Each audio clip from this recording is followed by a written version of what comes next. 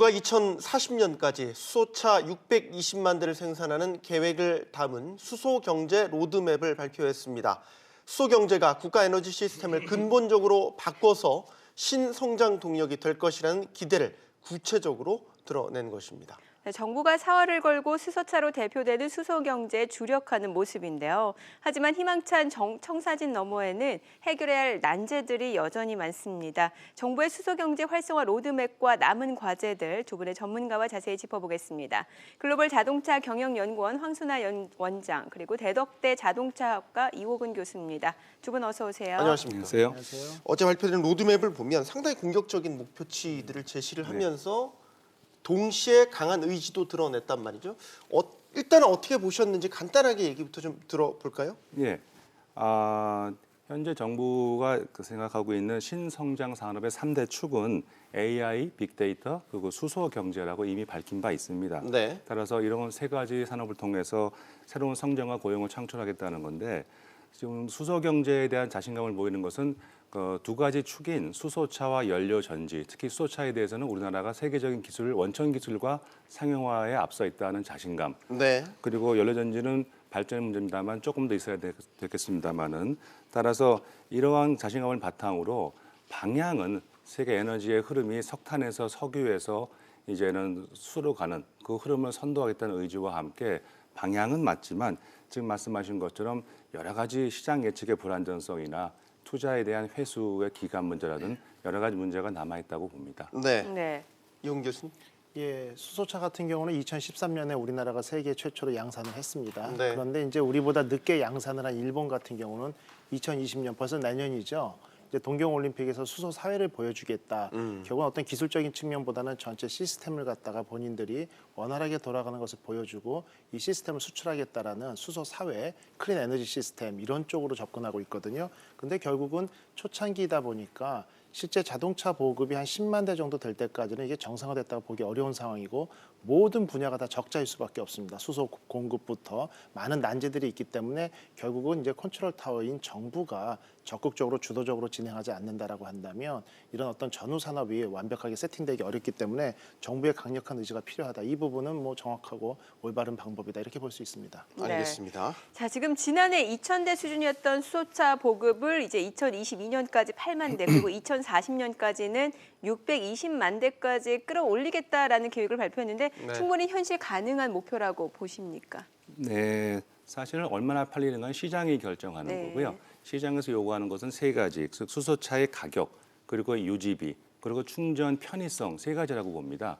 현재 수소차의 가격은 정부 보조금을 포함해서 현대차 넥소가 3천만 원대 중반이기 때문에 네. 충분히 가능한 숫자가 되고 있고요. 유지비는 사실은 수소의 가격이 아직은 시장에서 결정되지 않았습니다. 네. 이건 정부의 의지사항으로 낮춰준다 그러면 충분히 시장성이 있습니다. 그리고 충전 편의성은 아무래도 지금 주유소보다는 불편하겠지만 그래도 넣을 수 있는 정도만 되면은 시장은 충분히 반응한다고 봅니다. 그래서 100만 대를 가기 위해서는 10만 대를 먼저 가야 되고요. 10만 대를 가기 위해서는 만 대를 먼저 가야 되는데 현재 정부가 8만 대까지 2022년 간다고 했는데 2개월 전에 현대차가 발표했던 현대차의 수소차 비전 2030을 보면 현대차는 2022년에 4만 대를 생산 목표를 세웠었습니다. 네. 이게 정부의 강력한 의지에 의해서 조금 의욕 과잉이 아닌가 생각은 좀 듭니다만은 현재 620만 대라는 것도 국제 에너지 기구 IEA가 예측한 바에 2050년에 전체 1억 7천만 대 수요 중에서 수소차가 한 20% 정도, 네. 3,500만 대라고 예측을 했기 때문에 거기에 본다 그러면은 620만 대 간다는 것은 여러 가지 전제가 충족된다는 전제 하에 가능한 숫자라고 봅니다.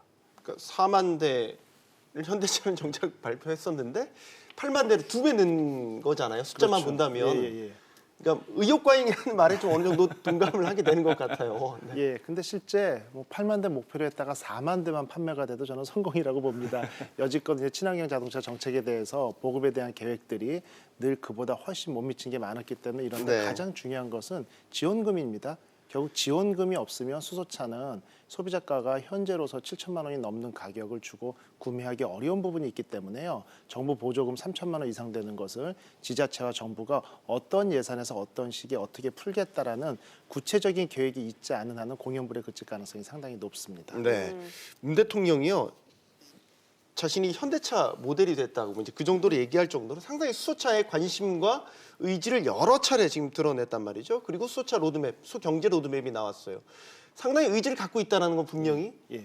엿볼 수 있는 대목인 것 같습니다. 우리 작가께서 질문을 이렇게 써주셨군요.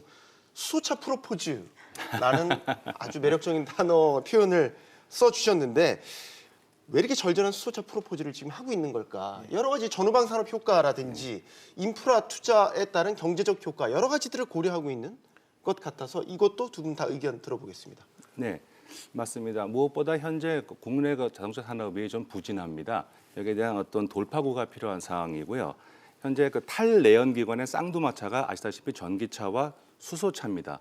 그런데 상대적으로 수소차는 전후방 파급 효과가 큽니다. 왜냐하면 보통 자동차의 부품이 3만 개라고 할 때 전기차는 한 19,000개, 근데 수소차는 한 25,000개 정도 됩니다. 따라서 효과가 크고요.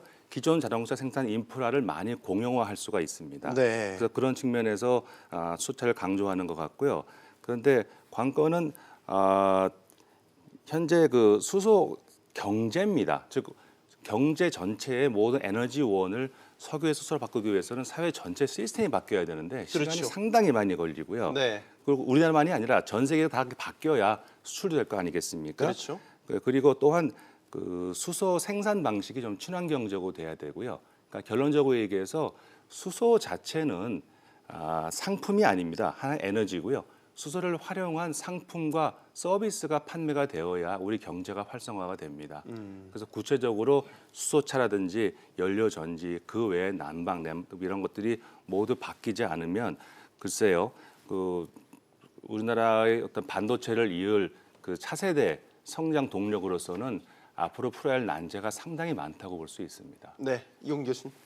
예, 뭐 중요한 말씀 다 해주셨고요. 특히 전후 산업에 미치는 영향은 직접 고용 인원만 그 조선업의 3배가 될 정도로 상당히 제조업의 위기를 극복하기 위한 부분이 자동차 산업이거든요. 네. 그런데 이제 보다 중요한 건 경제적인 측면에서 보자면 친환경 자동차가 전기하고 수소차로 이제 쌍두마차 가지고 밸런스를 맞추고 있는데 전기차 같은 경우는 대부분의 원천 기술이나 이런 것들이 해외에서 갖고 있는 게 상당히 많이 있습니다.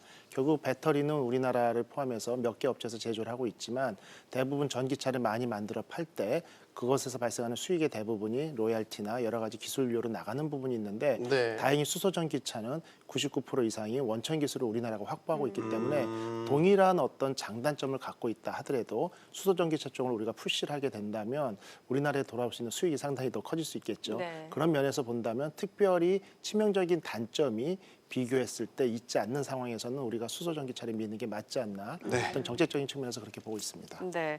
자, 일단 정부는 수소차 상용화의 가장 큰 걸림돌로 지적이 됐던 이 도심 내 수소 충전소 문제를 규제 샌드박스 시행 첫 타자로 풀어주겠다라고 약속을 했습니다. 자, 그렇다면 충전소 설치만 원활해도 수소차 상용화의 첫 단추는 잘 채워졌다 이렇게 봐야 될까요? 네, 그렇게 볼 수 있습니다.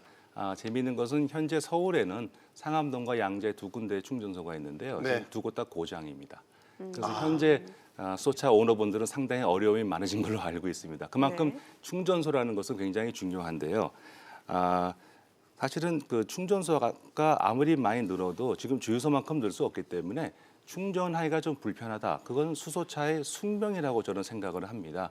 하지만 처음에 한 320군데 정도만 늘어나도 이만큼 커버가 되기 때문에 저는 그것은 굉장히 중요하다고 보고요. 사실은 그 승용차보다는요. 네. 전기 노선을 달리는 버스나 트럭 이런 화물 쪽을 먼저 하는 것이 그러면 이제 출발지와 도착지에만 충전 설치하면 되고요. 아니면 고속도로 휴게소에 LPG 충전 인프라에다가 옆에다 갖다 놓으면 됩니다. 그러면 이 상용차 쪽이 훨씬 빠르지 않을까라고 생각을 합니다. 그러면 수소 충전소를 짓는다면 몇 개 정도? 뭐 계획도 나와 있네요. 2022년까지 310개 정도의 규모로 설치하겠다라는 계획인 거고 또 하나 의문이 드는 거는 교수님 수소 충전소만 설치하면 끝인가요?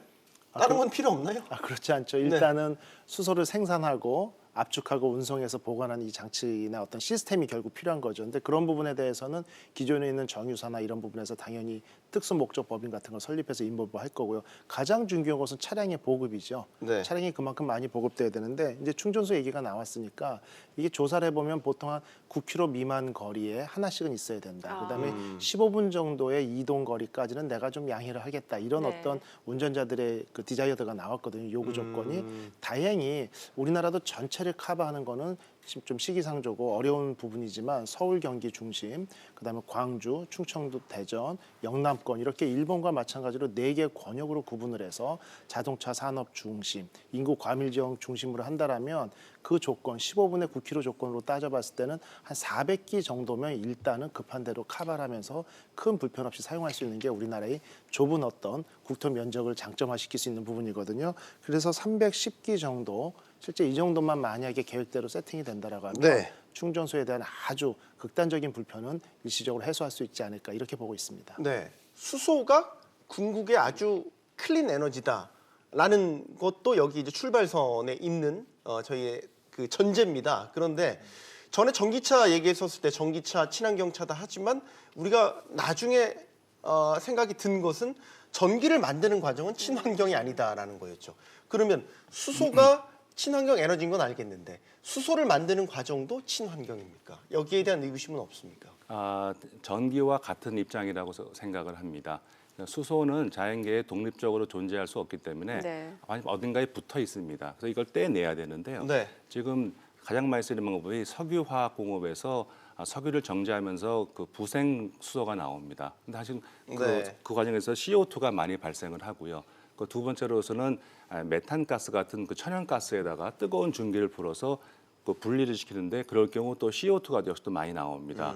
그리고 세 번째로 이제 가장 희망지로 볼 수 있는 것이 물의 전기 분해에 의해서 수소를 뽑는 건데요. 역시 전기가 들어갑니다. 그러네요. 그럼 그 전기는 또 어디서 나올까요? 그래서 그런 걸 생각하게 되면 현재 기술 수준에서는 수소의 생산은 그렇게 생각만큼 친환경적이지 않다라는 생각을 하게 됩니다. 네. 오히려 그럼 갑자기 이 정제 과정, 수소를 뽑아내는 과정에 혁신적인 기술이 나온다면 이거야말로 대단한 발전이겠네요. 그래서 뭐 이제 화학적인 반응을 통해 가지고 수소를 이제 추출해내는 방법에 대한 연구도 필요한 부분이고요. 이제 또 한 가지 다른 관점에서 본다면 방금 말씀하신 것처럼 그 지금까지 알려진 방법대로 전기를 이용해서 분해를 낸다. 오히려 그 전기를 생산하기 위해서 당진 화력발전소가 더 돌아가야 되거든요. 네. 여러 가지 문제점이 있죠. 그런데 이걸 이제 신재생 에너지 베이스로 해서 전기를 생산한다. 쉽게 말씀드리면 태양열 전지를 사용한다. 이런 네. 건 좀 다른 얘기고요. 우리나라 같은 경우는 이제 태양열 발전 같은 경우에 일조량의 차이 때문에 효율이 좀 상당히 떨어집니다만 호주에 있는 사막지대나 적도 지역에서 비가 잘 안 오는 지역 같은 경우는 효율이 상당히 높을 수 있거든요. 네. 그런데 이렇게 얻은 친환경 에너지 같은 경우는 우리가 에너지 밸런스를 정기적으로 조절할 수가 없습니다. 많이 쓸 때 많이 뽑고 적게 뽑고 할 수 없는데 네. 이렇게 잉여 전력을 현재는 ESS 시스템에 저장해 놓고 쓰는데 배터리에 저장해 놓은 전기 여분 에너지는요. 시간이 지나면 방전되거든요. 맞습니다. 그래서 보관성이 떨어지는데 이렇게 신재생 에너지로부터 과도하게 생산된 전기로 물을 전기분해해서 수소를 만들어 놓으면 물론 효율은 전기보다 떨어집니다만 고압으로 보완해 놓으면 1년 이상 그 상태를 유지할 수가 있습니다. 그래서 그것도 예술 잉여 도시네. 전력을 사용하는 이 방법 이것이 그래도 친환경적으로 보다 접근할 수 있는 방법이 아닐까 볼 수 있죠. 네. 자, 문제는 이제 수소차가 상용화되려면은 너도 나도 다 사야 되는 거 아니겠습니까? 네. 그럼 소비자 입장에서는 가격도 굉장히 굉장히 중요한 중요합니다. 부분인데 정부가 이 가격 부분에 대해서 호언장담을 했단 말이죠. 네. 3천만 원 선까지 전망을 했는데 이게 가능할까요? 저는 가능할 것 같습니다. 왜냐하면 현재 7천만 원 정도의 그 판매 가격에서 반 정도 정부 보조가 나오는데요. 결국은 대수가 늘어나면 정부가 계속 보조금을 낼 수가 없습니다. 예. 그건 예산 문제도 있고 그렇죠. 납세자의 저항 문제도 있습니다. 네. 따라서 자체 가격이 내려와야 되는데요. 산업통상자원부 장관이 발표한 것처럼 한 3만 대까지만 가면 연산 3만 대까지만 가면 네. 가격이 한 30% 내려올 것이다. 그러면 한 5천만 원대가 됩니다. 근데 이제 10만 대까지 올라가면 이제 다시 추가로 20%가 내려와서 3천만 원대가 된다. 저는 현재 차를 만들고 있는 업체와 충분히 교감을 가지고 나온 숫자라고 저는 생각을 합니다. 따라서 10만 대까지만 가면 이제 3천만 대 되고 거기서 이제 100만 대 이렇게 올라가게 되면 오히려 전기차보다 더 싸지는 그 시대가 오지 않을까 생각을 합니다. 네. 네. 예, 충분히 가능성이 있는 얘기고요. 예. 방금 말씀하신 것처럼 보통 자동차를 개발해서 이제 생산량을 예측을 할 때 연간 3, 4만 대 정도가 되면 수익성이 있고 돌아설 수 있다 이렇게 보고 있거든요. 네. 그런데 이제 수소 전기차는 용어가 있는 것처럼 실제 구동 시스템이나 이런 부분은 전기차랑 동일한데 그 수소 스택이라고 수소를 저장하고 전기를 발생시키는 장치가 현재 가격으로 요 장치만 한 2천만 원이 넘거든요. 그래서 이런 부분이 대량 생산을 통한다면은 충분히 가격이 낮춰질 수 있고 그런 부분에 대해서는 큰 문제가 없다 이렇게 볼 수 있습니다. 그렇군요. 이런 지금 순간 떠오른 아이디어인데요. 국민형 보급형 수소차가 전략적으로 만들면 어떨까라는 생각이 1,000만 원대로 낮춘. 예를 들어 우리 예전에 티코라든지 예. 뭐 개인적인 생각입니다만 그런 식의 이제 보급형 아주 저렴한 네. 수소차가 나온다면 대중화에 있어서 조금 더 효율적이지 않을까라는 생각도 방금 해보게 그렇죠. 됐습니다. 효율적이죠. 그런데 지금 이제 방금 전에 제가 말씀드린 것처럼 현재의 기술로 생산될 수 있는 그 수소 저장에서 전기를 발생시키는 장치 가격이 2천만 원이다 보니까 네. 결국은 실제 우리가 고급 차효로 갈수록 그 이제 그 움직일 수 있는 여력이 좀 있지 않습니까? 그러니까 네. 아마 문 대통령도 아마 수소 전기차 타보시면 저도 이제 2차례 시승을 해봤지만 너무도 편의성과 완성도가 높기 때문에 그러한 부분에 대해서 반하고 경쟁력이 있다고 판단한 것 같습니다. 마지막 질문 두 분께 짧게 질문 드리겠습니다. 지금이 수소 사회로 가기 위한 수소 경제로 가기 위한 골든 타임이다. 전문가로서 마지막 입장 말씀해 주시기 바랍니다. 네, 분명히 아까 말씀드린 것처럼 5만 대를 가야 10만 대를 가고 10만 대를 가야 100만 대를 갑니다. 그래서 초기에 한 10만 대까지 상업적으로 의미가 있는 물량까지 가는 게 굉장히 중요하고요. 네. 거기에는 사실은 승용보다는 상용 쪽에 더 집중을 해서 그 충전 인프라까지 포함해서 우리가 일단 수소 경제에 익숙해지는 게 중요하고요. 두 번째는 정부가 수소차 가격을 이제 낮춘다고 할 때 그 원천 기술은 저희가 갖고 있는데요. 문제는 저희가 충전 인프라의 기술은 다 수입입니다. 부품 네. 같은 것은. 그래서 충전 인프라 설비 업체에 대한 지원도 필요하지 않을까 생각을 합니다. 설비 업체에 대한 지원. 네.